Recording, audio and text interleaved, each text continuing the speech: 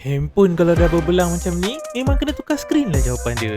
Hello guys, untuk video kali ni saya dapat jawab tukar LCD S24 Ultra dekat Sungai Besi.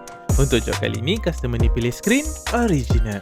Sebenarnya, customer ni dapat handphone jackpot ni daripada kawan dia. Kawan dia dah tak nak repair, so dia beli dengan kawan dia dengan harga yang murah. Lepas tu dia nak cari servis repair handphone yang jackpot juga. Tapi walaupun harga macam tu, dia nak skrin yang ori. So yang dia servis sampai jumpa Zulfiq. Sebab kita pun, kita bukan ambil handphone customer. Kita datang kat tempat dia, pasang depan-depan. Skrin yang baru tu kita bagi dia test dulu. Dia punya touch, dia punya display, sampaikan dia punya logo dengan nombor kod dia pun kita tunjuk balik. Sampai customer ni puas, baru kita start pasang. So korang pun kalau ada masalah dengan handphone korang, nak repair secara face to face, nak datang bangi boleh, nak bergerak pun boleh, nak bayar bulan-bulan sampai 24 bulan pun boleh, korang PM je kita set appointment.